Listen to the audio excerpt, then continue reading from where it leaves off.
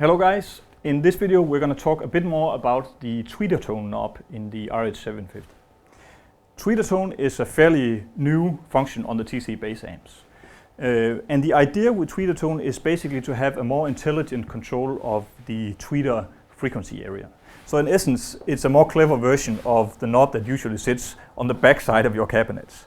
Most cabinets have those knobs, so I'm sure you're familiar with those. And essentially what they're doing is that they're turning up and down the level of the physical tweeter in the cabinets.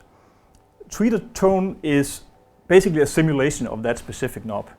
So what it allows you to do is to control your tweeter from your front panel rather than your back panel where you can't hear and it's a little bit hard to reach while you're playing and everything. So we kind of felt it made more sense to actually have that readily available on the front panel.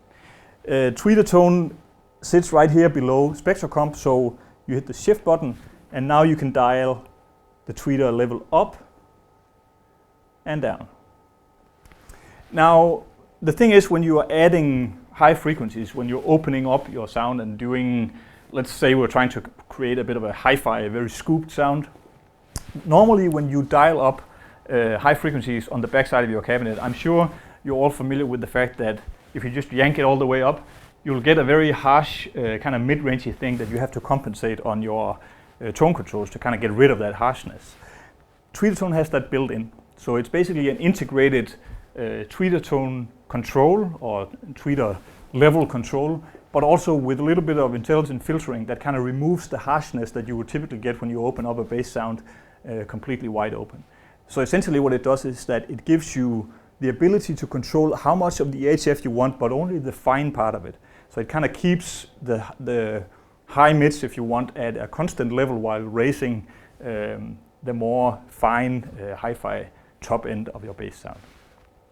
You could also use it the opposite way, so basically hit the shift button and turn down the level of your tweeter, so removing top end. If you're one of the guys that prefer not to have so much top end on your sound, you would typically turn it down on the back side of your cabinet.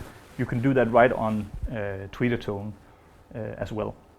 Now the really clever thing about this is that TweeterTone is also stored in the presets together with all the other settings.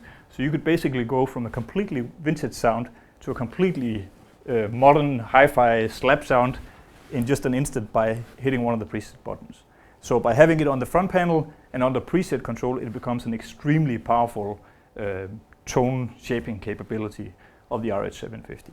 So that's TweeterTone for you.